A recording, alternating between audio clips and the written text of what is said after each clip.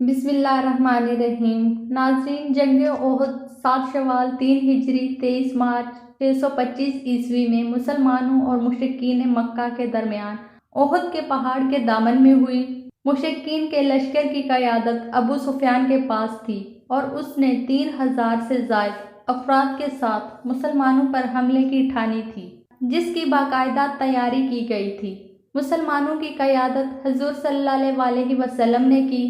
اس جنگ کے نتیجے کو کسی کی فتح یا شکست نہیں کہا جا سکتا، کیونکہ دونوں طرف شدید نقصان ہوا اور کبھی مسلمان غالب آئے اور کبھی مشرکین، لیکن آخر میں مشرکین کا لشکر لڑائی ترک کر کے مکہ واپس چلا گیا۔ غزوہ بدر میں مسلمانوں کو شاندار فتح ہوئی تھی۔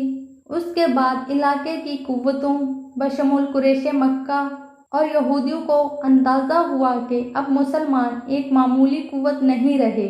شکست کھانے کے بعد مشرکین مکہ نہایت غصے میں تھے اور نہ صرف اپنی بے عزتی کا بدلہ لینا چاہتے تھے بلکہ ان تجارتی راستوں پر دوبارہ قبضہ کرنا چاہتے تھے جن کی ناکہ بندی مسلمانوں نے غزوہ بدر کے بعد کر دی تھی۔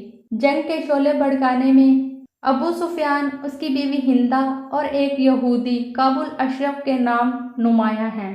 ہندہ نے اپنے گھر محفلیں شروع کر دی جس میں اشعار کی صورت میں جنگ کی ترغیب دی جاتی تھی۔ ابو سفیان نے غزوہ احد سے کچھ پہلے مدینہ کے قریب ایک یہودی قبیلے کے سردار کے پاس کچھ دن رہائش رکھی تاکہ مدینہ کے حالات سے مکمل آگاہی ہو سکے۔ ابو جہل غزوہ بدر میں مارا گیا تھا، جس کے بعد قریش کی سرداری ابو سفیان کے پاس تھی، جس کی قیادت میں ایک اجلاس میں فیصلہ ہوا کہ جنگ کی تیاری کی جائے۔ اس مقصد کے لیے مال و دولت بھی اکٹھا کیا گیا۔ جنگ کی بھرپور تیاری کی گئی۔ 3000 سے کچھ زائد سپاہی، جن میں سے 700 زرہ پوش تھے، تیار ہو گئے۔ ان کے ساتھ 200 گھوڑے اور 300 اونٹ بھی تیار کیے گئے۔ کچھ عورتیں بھی ساتھ گئیں جو اشعار پڑھ پڑھ کر مشرکین کو جوش دلاتی تھیں۔ ابو سفیان کی بیوی ہندہ نے یہ ارادہ کیا کہ حضور صلی اللہ علیہ وسلم کے چچا حمزہ رضی اللہ عنہ کا کلیجہ چبائے گی۔ اس مقصد کے لیے اس نے حمزہ رضی اللہ عنہ کے قتل کے لیے اپنے ایک غلام کو خصوصی طور پر تیار کیا۔ بالآخر مارچ 625 عیسوی میں یہ فوج مسلمانوں کا مقابلہ کرنے کے لیے روانہ ہو گئی۔ حضرت محمد صلی اللہ علیہ وسلم کے چچا عباس نے، جو مکہ میں ہی رہتے تھے، انہیں مشرکین کی اس سازش سے آگاہ کر دیا تھا۔ حضور صلی اللہ علیہ وسلم نے انصار و مہاجرین سے مشورہ کیا کہ شہر میں رہ کر دفاع کیا جائے یا باہر جا کر جنگ لڑی جائے۔ فیصلہ دوسری صورت میں ہوا، یعنی باہر نکل کر جنگ لڑی جائے۔ چنانچہ 6 شوال کو نماز جمعہ کے بعد حضور صلی اللہ علیہ وسلم نے اصحاب کو استقامت کی تلقین کی اور 1000 کی فوج کے ساتھ مدینہ سے روانہ ہو گئے۔ اشواط کے مقام پر ایک منافق عبداللہ بن ابی 300 سواروں کے ساتھ جنگ سے علیحدہ ہو گیا اور بہانہ یہ بنایا کہ جنگ شہر کے اندر رہ کر لڑنے کا اس کا مشورہ نہیں مانا گیا۔ ہفتہ 7 شوال 3 ہجری 23 مارچ 625 عیسوی کو دونوں فوجیں احد کے دامن میں آمنے سامنے آ گئیں۔ احد کا پہاڑ مسلمانوں کی پشت پر تھا۔ وہاں ایک درہ پر حضور صلی اللہ علیہ وسلم نے عبداللہ بن جبیر کی قیادت میں 50 تیر اندازوں کو مقرر کیا تاکہ دشمن اس راستے سے میدان جنگ میں نہ آ سکے۔ جنگ کا آغاز مشرکین کی طرف سے ہوا۔ جب ابو عامر نے تیر اندازی کی، اس مرحلے پر 9 افراد مشرکین کی طرف سے آئے جو سب قتل ہوئے۔ دوسرے مرحلے میں مشرکین مکہ نے اکٹھا بھرپور حملہ کر دیا۔ اس دوران ان کی کچھ عورتیں ان کو اشعار سے اشتعال دلاتی رہی تھیں تاکہ وہ غزوہ بدر کی عبرتناک شکست کا داغ دھو سکیں۔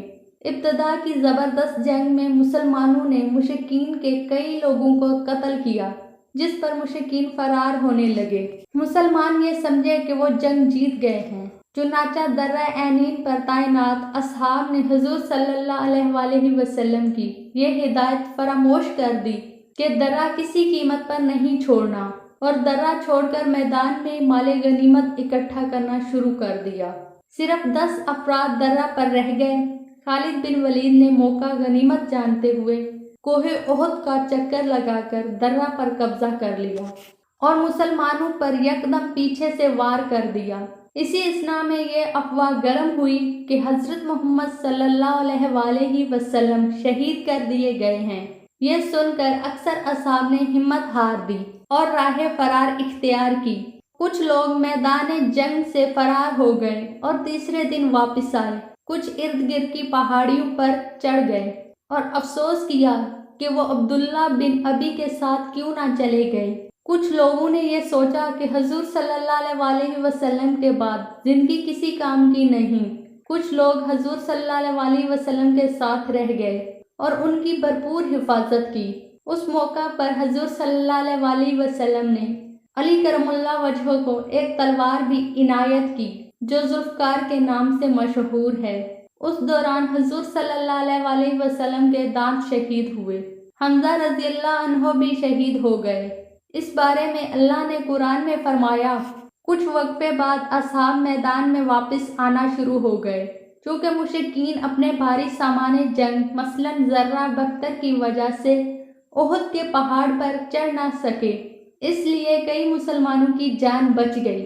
ابو سفیان کی بیوی ہندہ اور اس کے ساتھ کچھ لوگوں نے مسلمان شہداء کے ناک اور کان کاٹے اور ہندہ نے حمزہ رضی اللہ عنہ کا کلیجہ نکال کر چبایا، جس کا حضور صلی اللہ علیہ وآلہ وسلم کو بے حد رنج رہا۔ کچھ مسلمانوں کے واپس آنے اور یہ معلوم ہونے کے بعد کہ حضور صلی اللہ علیہ وآلہ وسلم شہید نہیں ہوئے، مشرکین نے جنگ سے مکہ کی طرف واپسی اختیار کی۔ ناظرین، ویڈیو اچھی لگے تو ویڈیو کو لائک کریں، میرے چینل کو سبسکرائب کریں تاکہ آپ کو ہر نئی آنے والی ویڈیو بر وقت موصول ہو سکے۔